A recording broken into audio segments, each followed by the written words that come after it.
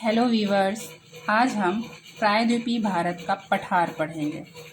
वैसे तो यहाँ पे हिमालय है, बट हिमालय की उत्पत्ति बाद में हुई है, मतलब बाद में हुई है। ये बहुत पुराना है, प्रायद्वीपीय पठार जो है पुराना है। तो ये प्रायद्वीपीय पठार आया कहाँ से, पहले हम उसके बारे में जानते हैं। ये जो प्रायद्वीपीय पठार है दिखने में इस तरह का दिखता था, जो दक्षिण अफ्रीका का हिस्सा हुआ करता था। ये जो है धीरे धीरे उत्तर की ओर टूट के, दक्षिण अफ्रीका से टूट के ये धीरे धीरे उत्तर की ओर बहने लगा। और जब ये उत्तर की ओर बहने लगा तो बहते बहते यहाँ पे हमारा पहले से ही यूरेशियन प्लेट था, जिसे हम अंगारा लैंड कहते हैं। अंगारा लैंड से बहुत सारी नदियाँ बहती थी और ये नदियाँ यहाँ पे टेथिस महासागर हुआ करता था। इस एरिया में, ये जो एरिया है वहाँ पे टेथिस महासागर हुआ करता था। तो ये जो सारी नदियाँ हैं वो अपना अवसाद जो निक्षेप है वो यहाँ पे डालती थी। और ये जब गोंडवाना लैंड जब बहते बहते उत्तर की ओर जब आया तो ये यूरेशियन प्लेट और इसके बीच में, दोनों के बीच में जब ये बहते हुए आया तो यहाँ पे जो अवसाद जमा हुआ था इस एरिया में वो ऊपर उठने लगा और वलित होके ये जो है हिमालय का निर्माण हुआ है इस जगह पे, जहाँ पे टेथिस महासागर हुआ करता था। तो इसलिए हम हिमालय को वलित पर्वत भी कहते हैं। तो ये तो हुआ हमारा हिमालय पर्वत, बट आज हमें हिमालय पर्वत के बारे में नहीं पढ़ना है, हमें इस एरिया के बारे में पढ़ना है जिसे प्रायद्वीपीय पठार कहते हैं, जो हमारा पुराना है, हिमालय से भी पहले का है। तो ये प्रायद्वीपीय जो पठार है उसके बहुत सारे हिस्से हैं, इसमें पर्वत है, पठार है, तो हम उसके बारे में आज पढ़ते हैं। सबसे पहले हम अरावली पर्वत के बारे में पढ़ते हैं। ये जो रेड दिख रहा है वो सारे पर्वत है, ये अरावली पर्वत है।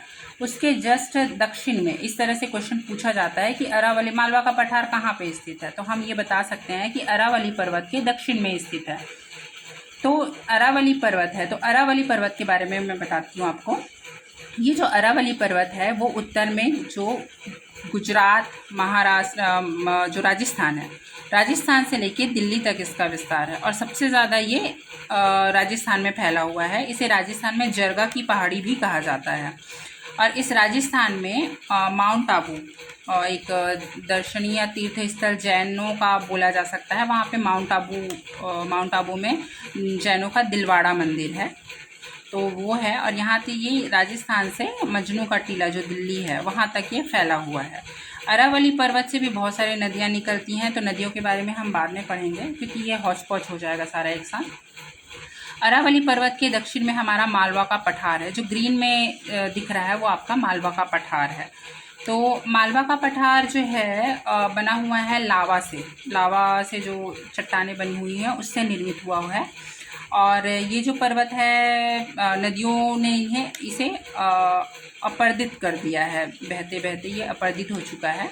और यहाँ पे इस एरिया में काली मिट्टी भी पाया जाता है, जैसे कि आपको पता है कि बेसार चट्टानों के अपर्दन से जो काली मिट्टी बनती है। तो ये जो एरिया है उसमें कपास की खेती भी की जाती है, गुजरात कपास के लिए फेमस है। मालवा के पठार के दक्षिण में विंध्याचल पर्वत श्रेणी है और यहाँ पे इस एरिया में तापी नदी और नर्मदा नदी बहती है। ये जो है गोंडवाना लैंड अफ्रीका का हिस्सा था। ये इस बात से भी पता लगाया जा सकता है कि यहाँ पे गुजरात में गिर के जंगल है, गुजरात में गिर है जहाँ पे अफ्रीकन शेर पाए जाते हैं। तो ये अफ्रीकन शेर सिर्फ अफ्रीका में पाए जाते हैं और यहाँ पे गुजरात के गिर के जंगलों में पाया जाता है। विंध्याचल पर्वत के दक्षिण में सतपुड़ा पर्वत श्रेणी है। ये जो सतपुड़ा पर्वत श्रेणी है ये यहाँ पे छोटा नागपुर का पठार स्थित है। छोटा नागपुर के पठार इसी का जो भाग है ये राजमहल की पहाड़ी है। और शिलोंग पर्वत श्रेणी, जो शिलोंग जो पठार है वो है तो हिमालय के पास में, बट ये हिमालय का हिस्सा नहीं है क्योंकि यहाँ का जो पठार है और इधर के जो पठार है उनका जो दोनों का जो सेम है, वो पठार का जो बोला जाता है कि यहाँ का पठार और यहाँ का पठार दोनों सेम है, ये हिमालय के पठारों से मेल नहीं खाता है।